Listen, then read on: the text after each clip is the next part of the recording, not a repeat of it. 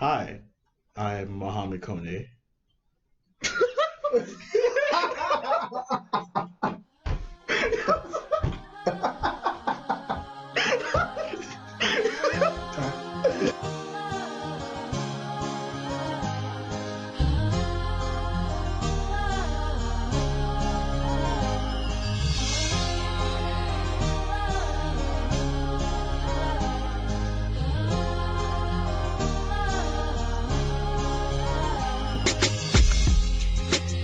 So you're probably wondering, what is this? Well, today we're going to be talking about the goods and bads of globalization in different countries. Specifically today we're going to talk about the continent of Africa. Now, everybody likes to think that Africa is this third world country that really needs to be pushed up forward into the booming age of industrialization and trade that America or China is in right now. But it's not always like that. You see, when Liberia was colonized in 1822, the people that went there left behind their culture and the ways that they used to do things. And when Liberia became its own sovereign nation in 1847, what it was left with was this amalgamation of its own culture along with these new people's culture. And we usually turn to see globalization as this big web of I'm gonna go and become part of this bigger society. But it's not always as it's cracked up to be. Because sometimes globalization kind of pushes countries too far to what they're used to. So today we're going to talk about that. And we're also going to talk about specific countries like Liberia or Sierra Leone and also Sudan who have had these bigger countries come in and try and use the globalization tactic and see if that really helped them or hindered them. Today on the show, I have Cameron Guy. He is a second year psychology student. And also I have Orlando Ogaza. He's a fourth year psychology and stat student. And I picked these people to talk today because I feel like they have a pretty good grasp on the concept of globalization.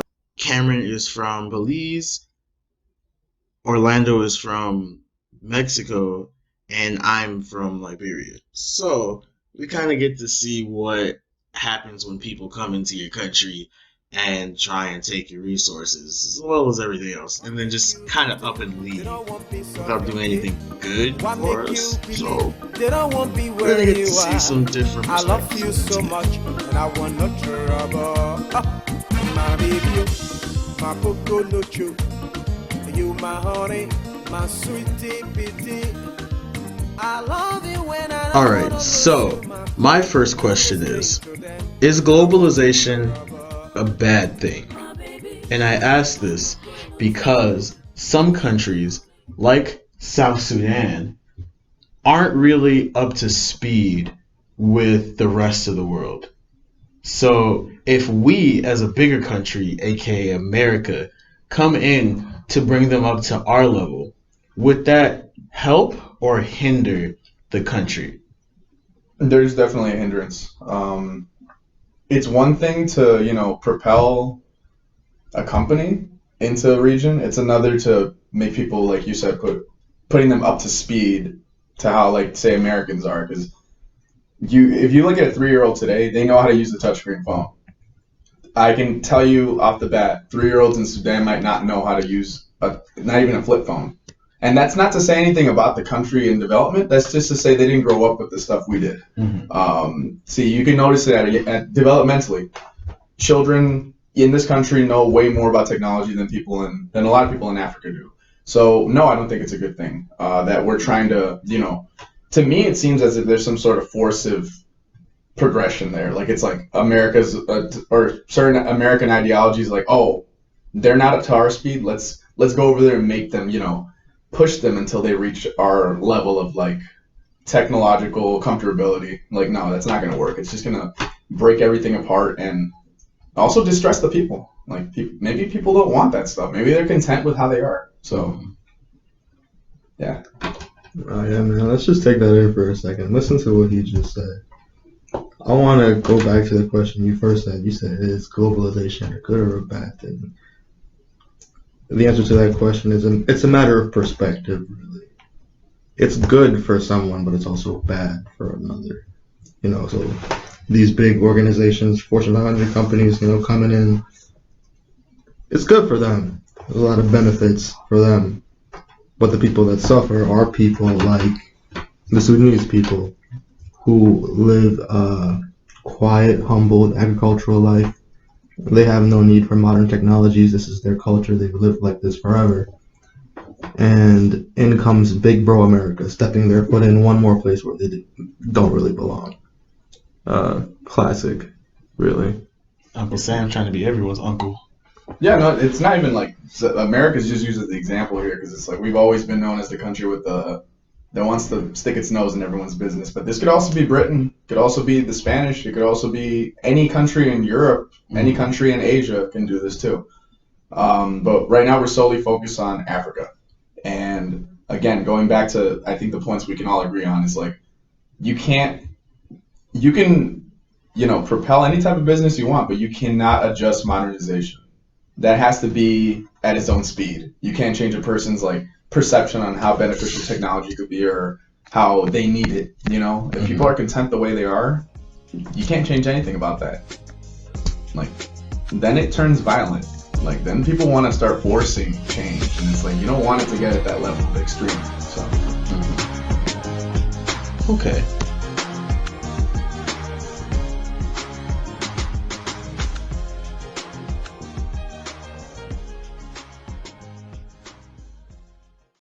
So now we're going to move on to some of the topic questions.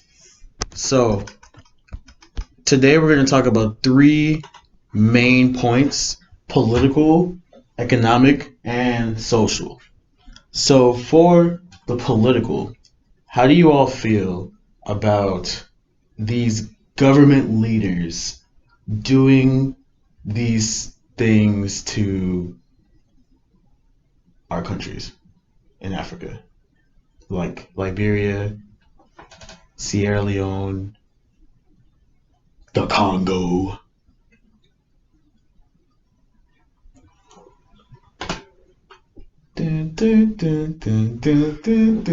I think that there's a lot of ignorant people in the world. A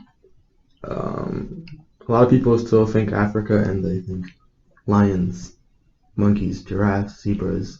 They think poor little children with nothing to eat, with flies in their eyes. And that's really sad because that's the narrative that's sold to the world about Africa. But in reality, it's not like that.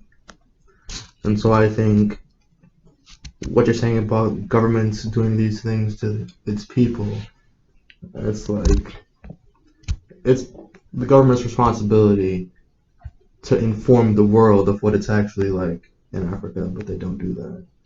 Al Jazeera says a lot about that. They have a lot of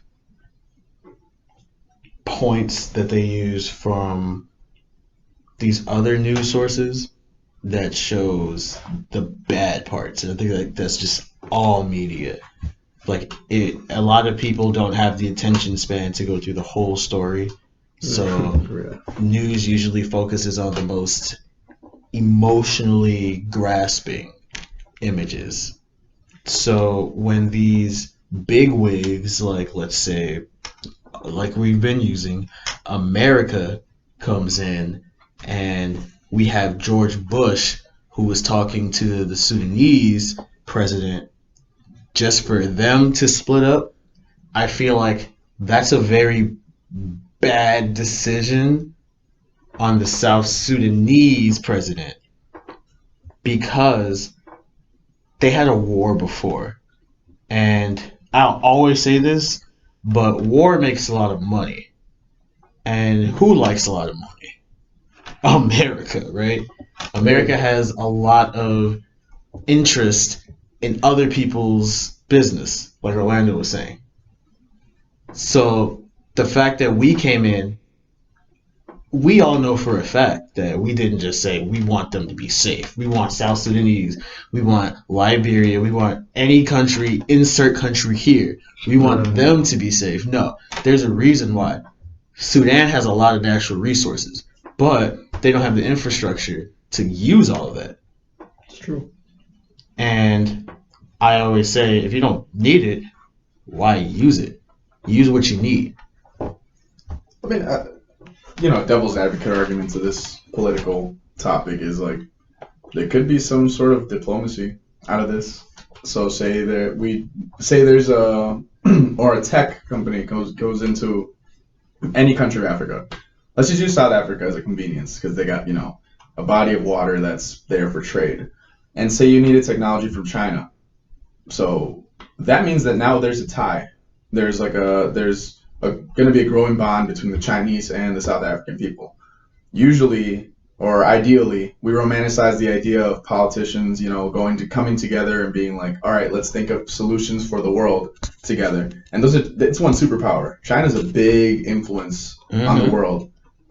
So ideally, in the ideal world, we want to see those two come together. So it's like the political advantage to this is like it gets world leaders together talking about world solutions.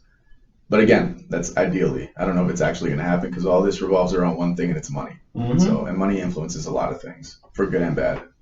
But yeah, no, that's the, I guess, devil's advocate argument on the politics topic. Political wise, there's a lot more push for better politicians. Like, people aren't just sitting there and realizing that I don't have a say in how my country's being ran. Yeah. So now people are becoming more conscientious about the people that they want in office or they're putting in office. And even people are saying, well, I can run the country or my city better than this. Yeah. I think it just starts there.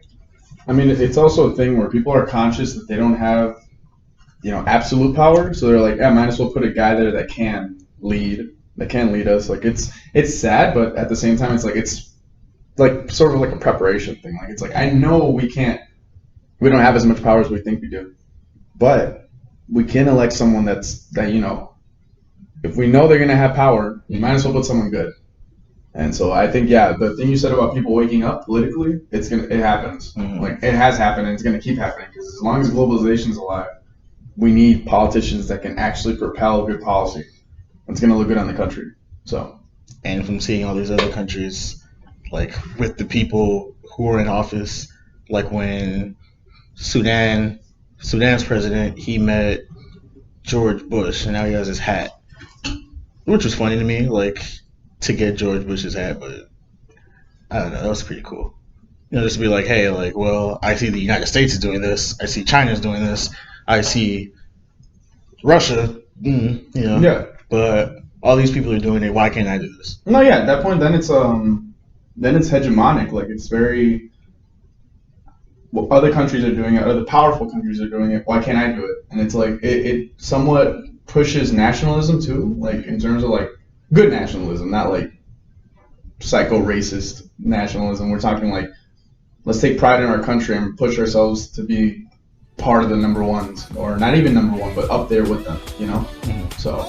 That's, I'd say, a positive that comes out of this bittersweet topic. So. I can put you in a condo. Baby, just ask if you want more. 230 on the dash, so I don't go slow. Girl, you better ask if you don't know. No, you really. That kind of moves into the economic part. We all know, like we said, money is everything. But the country, let's say Liberia, doesn't have the businesses that other countries want to invest in. So there's no communication really. It's only I'm going to buy out your company. Or I'm going to bring my own company over there and not interact with anyone else. If you want to work for me, that's perfectly fine. But that means I pay you on my schedule. I pay you with my money. Not we work together and we get the same amount of money. So who does that really help? That just sounds like gentrification, but for businesses. And honestly, It's yeah, pretty much. Because if they're not getting anything out of it, then there's no reason for me to allow you into my country. You can say you're helping me, but I'm No, not you're seeing any not. of the fruit from that. So in part, would you say that's the fault of the, you know, the, and let's just use the political machine, for example. Would you say that's the fault of them for not choosing the correct individuals to make the decisions on where to go in, what country to go into? I feel like the bigger country and the bigger company usually Go together. just go together, Yeah. yeah. Because Thailand doesn't have a multi-trillion-dollar company right now. Mm-hmm. And off the top of my head, I'm not thinking of anything from there. Little businesses, Of course. sure. Probably, yeah. I don't have anything that off the top of my head again. But like I know America has a lot of places. We have Ford, we have Apple, we have Microsoft, and yeah, we have not countries, companies in different like places around the world dealing with that. But that's just because that's easier for me now to influence your own economy. If I You brought up a good point about McDonald's. And I could put all these McDonald's in these different places and I can influence the people to buy from McDonald's, from that store. Yeah. And overall that money is going to the big M McDonald's, just lighting all those deep fryers and chicken nuggets everyone loves but everyone hates, you know? But the fact that I can enter this country saying that I'm going to help you, and all I really want is the money from it and the cash flow that no one's touching. It's very interesting. So it's an expletive, sort of. It's like exploitation Mhm. on part of the people of Africa. I feel like it's a good thing that happened because now, again, for political, like people are waking up. Like if I keep giving you all these crops or all these minerals and I'm not getting anything out of it, then like that sucks. Like simple as that. Yeah. But now I can see all these other countries doing this. It's like monkey see, monkey do. Like, hey, you're getting money for this, and I'm giving you this. Why am I not getting a lot of money in return? Like, let me get more jobs. Let me push more people out there to do these things. Let me make my own company here, Yeah. and then I can get more money to put back into my country. So that I think that goes great with the point on nationalism again. It's like I know it's a stretch in terms of analogy, but think about the Olympics. Say when Chicago was in the bid, what happened in Chicago? Everybody woke up and was like, "Oh, we're about to be the city for the Olympics. Everyone have everything clean. We're gonna spend a lot of money." They spent a lot of money on marketing. They already had logos and materials like with the Chicago embroidered logo for the Olympics. Like this was already in the works, and I think that's when Chicago was very, aside from economic, it was very prideful, but it also generated a lot of money.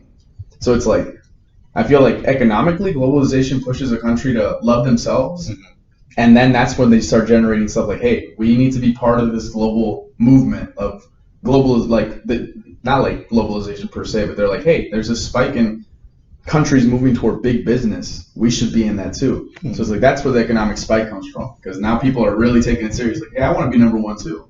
So that's when they start propelling more tax and more like there's smarter tax reform to go toward programs that would help the common man or woman.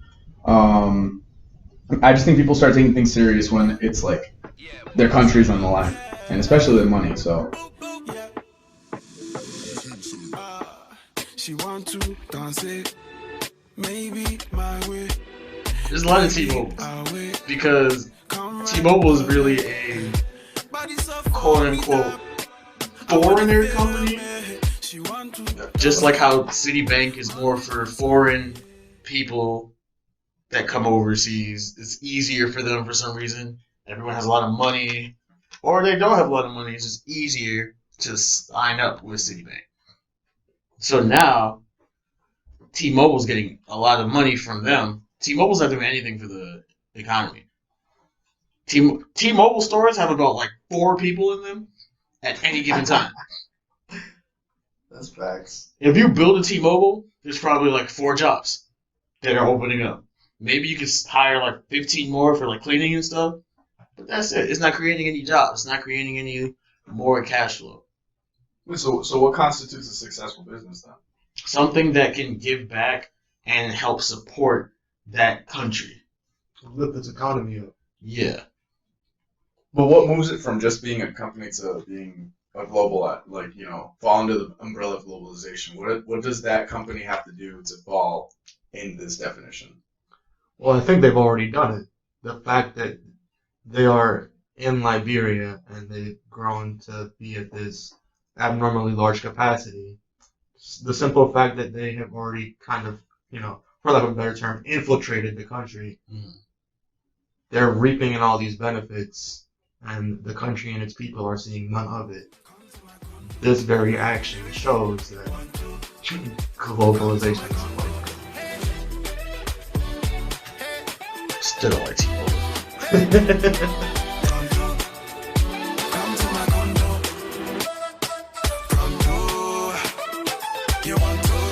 I feel like the social aspect of globalization is pretty dope because with social media nowadays, you get to almost feel like you're there, you know? You get to see what anyone is doing at any point in time. Like, my friend's in Dubai right now. Your friend's in Dubai right now. That's true. So we can just be like, hey, what's up? FaceTime him, and then he can just show us the city. And we're like, oh, that's dope. I can take a virtual reality tour almost anywhere now. It's that easy. So when it comes to when let's say a business goes into a country, like a McDonald's, for instance, like that McDonald's is going to get so much publicity, it's going to get so much media coverage, so much press coverage, and I'm going to be like, well, what's around it? Where is it at?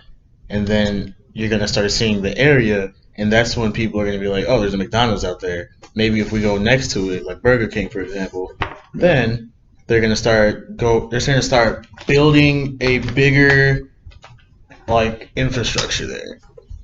I feel like in terms of social, I think they're also talking about, the people. All this revolves around people, like all the topics, they all boil down to the citizens of whatever city it's from. Like it's like political affects the people, economic affects the people, and socially the people see the effect. Like it's like, again, it's that sense of like they're seeing everything that's happening. They're seeing what's developing. And I think we mentioned it last time that the people should have a voice in whether they want something to enter their vicinity or not, Because you wouldn't, if I live in, so I live in Back of the Yards. I wouldn't want a Whole Foods there. Personally, I wouldn't. That's like gentrification 101. Like, I would not want that there. Because what happens when something like that moves in? Your rent goes up. Everything goes up. Yeah, everything from like food People move to any type of like, say like electronic products too, they go up too. Because it's attracting a new audience. Like, I wouldn't want that. That's my opinion. As like if I'm in a council and a neighborhood council, I will speak my opinion and be like, no, I don't think this is smart. A, B, and C. Take it or leave it. Like, take what I say or leave it. Like, it's like, but I had the opportunity to voice whether I wanted it or not. At that point, alderman power, that's variable. Because you might get like a totalitarian alderman who's like, oh, the answer's gonna be yes no matter what. You can say whatever you want, but it's gonna be yes no matter what. But that's not the worry here. I think the main worry is like people knowing that they have the choice, and I think that's where the social aspect comes in. Because now people are gonna wake up and they're gonna be like, wait, now we can say whether we like this shit or not, Tell me what you wanna be tonight. Fine wine and Hennessy. Body smooth like shea butter. Now we're gonna get into the social aspects. This is the fun one. So this one talks about culture. This one just talks about the people. So, in class, we watched a movie about South Sudan, and it was called We Come as Friends. I'm going to tell you the end of the movie, they didn't come as friends. So, they basically had all these different viewpoints of South Sudan. Before the war, a little bit of during, and what happened after. So, you can see that there are people coming from America living in South Sudan near these villages And at first, didn't really have anything to do with them. They were living their own life. That's fine. But there was one there was one scene that really stuck to me, and it was this guy. He was there with his family, and he built this fence around this free land. There's no fences whatsoever in this point. The only fences really are the ones that are around the the village, and they it irritated me because in this land where there's no real borders around the different colonies, they just come in and they just take this space for no reason. So then the goat herders they came up and told them, "Hey, our goats usually eat grass there." And this guy just says, "Well, I have a fence. This is my land right now." And I'm just like, "What? How are you gonna come in and just take his and call it mine?" And the goat herder was like, "Well, what are we supposed to do?" And this guy says, "Well, they better find another place to eat grass because this is my home." And I'm just like, wow.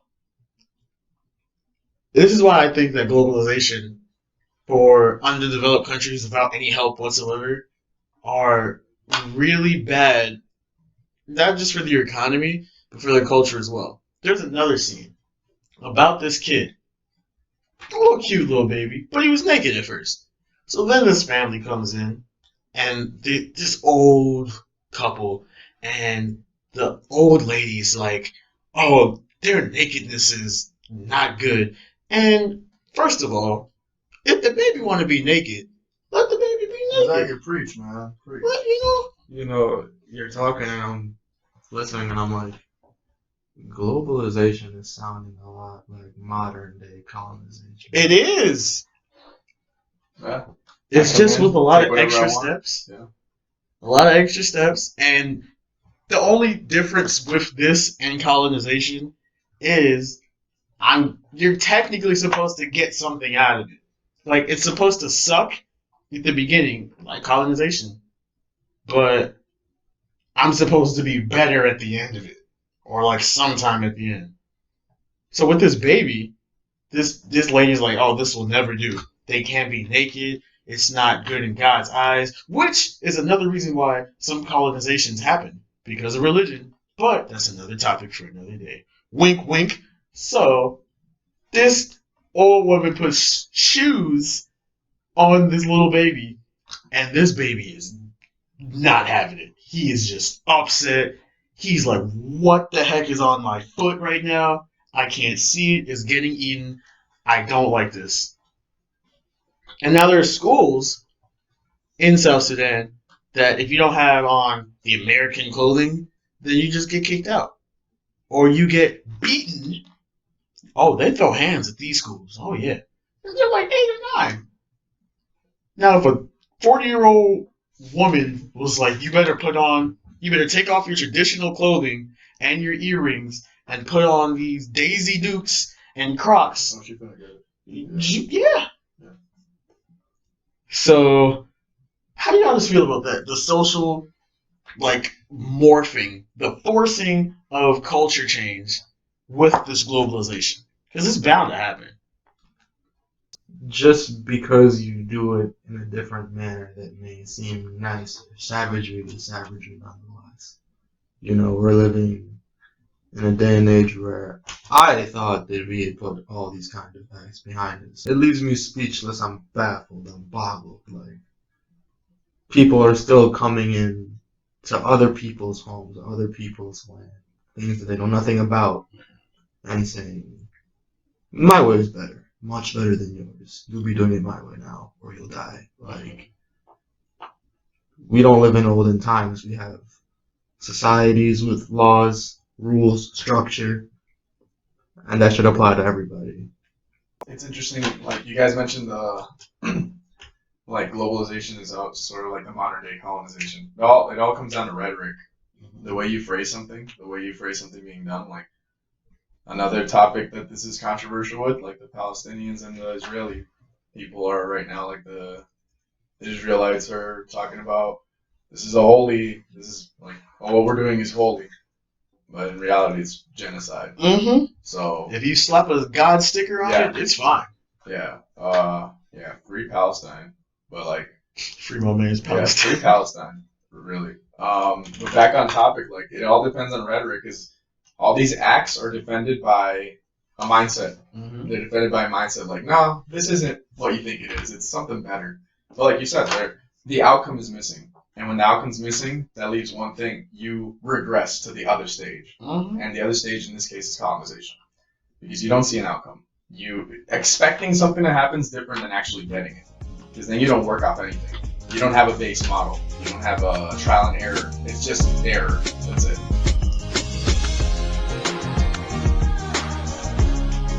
Liberia was colonized by the British, among other places. And when you do colonize a place, it's bound to gain that extra culture from the people who colonized me. So now I have my culture, but I also know and see another culture. And I like that. So I'm going to take that and add it to my culture.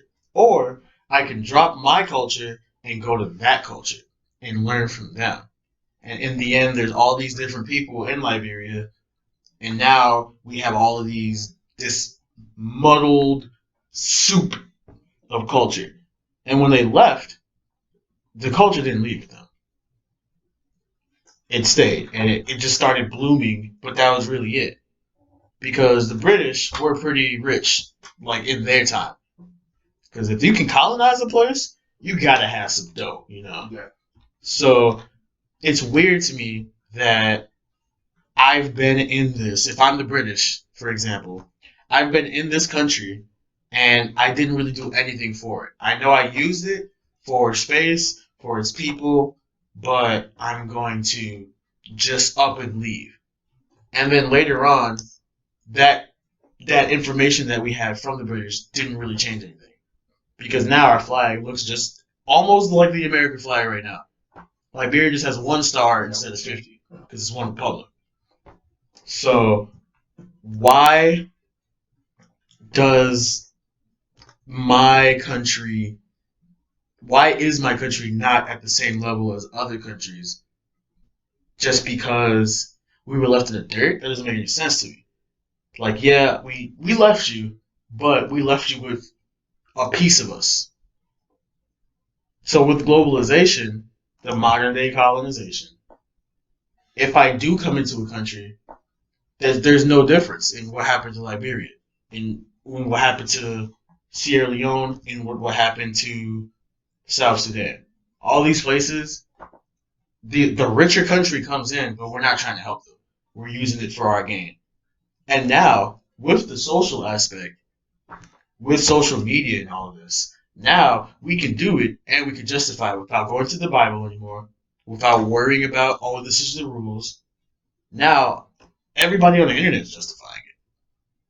So if I see that this American guy, this American army man, is feeding these quote unquote homeless and helpless children, I'm going to think, well, now we can do that because we're helping out people. Isn't that what we're supposed to do? That's what you're supposed to do if you're a good person. So now it's justified without any other means but just the masses. Now, if someone does something else, then it seems bad. Like, oh, you're not supposed to help them gain more farmland because they're supposed to do that themselves. They're their own country. But when we do it, no. When we want something, we're gonna take it. Like, I think it's interesting you mentioned, like, coming into a country. Have you ever read Things Fall Apart? Mm-hmm. It's an amazing book that tells the tale of the main character Okonkwo, and the beginning of what's a book about imperialism. Spoiler alert, not really, because history writes itself. Mm-hmm. But in the book, you sort of see it's revolving around what we've been talking about. You cannot modernize a country just like that. Like, you can't just do it at the snap of a finger. Like, oh yeah, I want that change. So in the book, it's interesting because like the first half, leading up to it, you see how life is in. I forgot off the top of my head what country it is that is represented in the book. I want to say Ghana. I don't know. But let's say that's the country. You see the first half, you see the culture, you see how the kids are raised, you get a mental picture of how the country looks. And then you get the second half when they explain green people with toeless feet. And they're talking about boots. It's the British. Well, in particular, missionaries who are introducing religion there. You see that, and throughout the book, you see that there's a conflict between new versus old style culture. Like, oh, they want to introduce something new, but the old doesn't want to change. So what does that bring about? Frustration. What does frustration lead to? Violence. And just, we read about massacres happening all the time, and that's like I said at the beginning of this podcast, that is the extreme at a lot of these places. A lot of these places that have forced modernization. So, of course, there's going to be a benefit toward this idea of globalization. There's going to be an outcome, my bad. But what is sacrificed at that point? It's not only exploitation of certain people, but it's also a removal of someone's culture, whether they want it or not. We can be 3-year-olds in the Congo, and we might not notice it's happening, and it's happening without our approval. It's happening as we grow. We realize, hey, why are things changing? I used to run barefoot outside. Now I can't. Now I got to wear shoes. Like, what is this? So at that point, it's like, what do we really want? Are we willing to sacrifice someone's culture, someone we don't even know their culture, for a buck, maybe two, you know?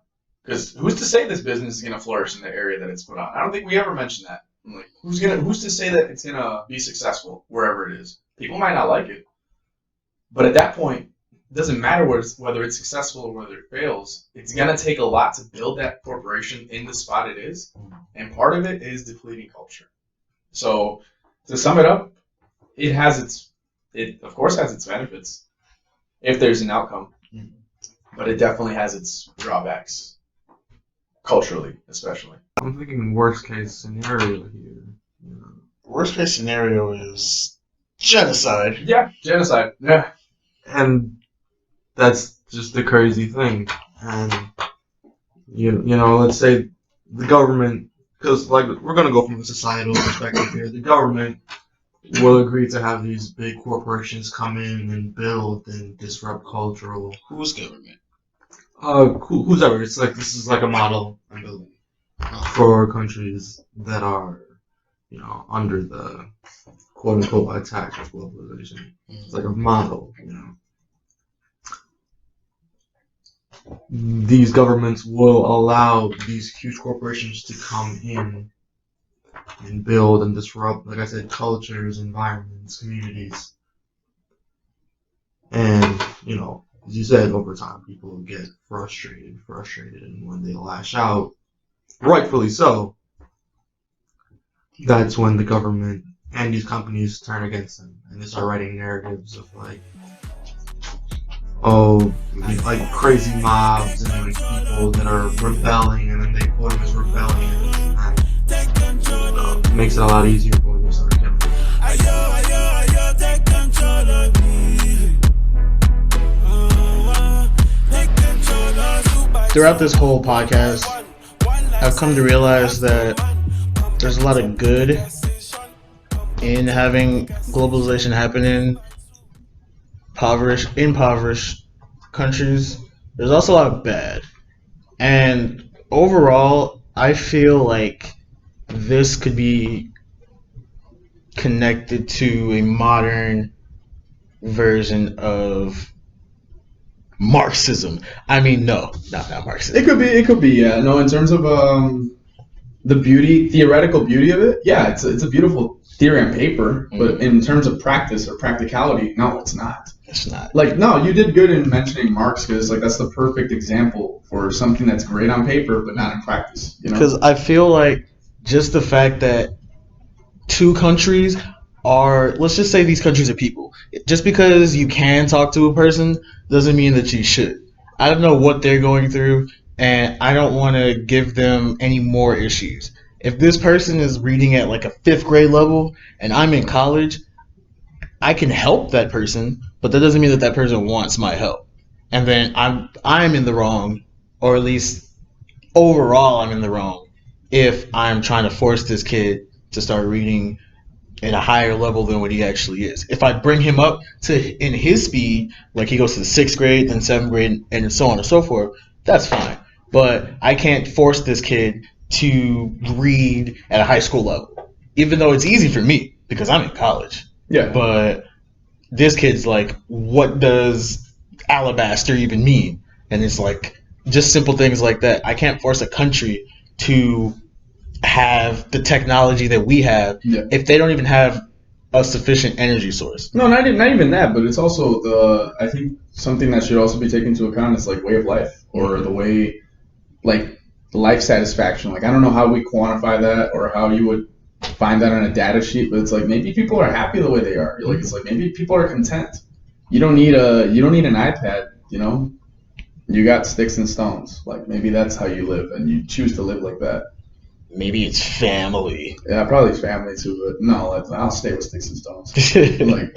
But like all in all, like globalization, it's awesome it's awesome on paper. But it's like, but what theory is it? You know, That's true. everything's good on paper. It just depends on how smart are we at, applying it. My baby, my coconut, you my honey, my sweetie pitty. I love you when I don't wanna lose you, my queen. Don't listen to them, 'cause I want no trouble. My baby, my coconut, you my honey, my sweetie pitty. My life can never be complete, I wait until my queen. Don't listen to them, 'cause I want no trouble. My baby, my coconut, Yeah, bye. you my honey, my sweetie pitty. Don't believe everything you hear, my queen. Baby, I love you so much. I want no trouble.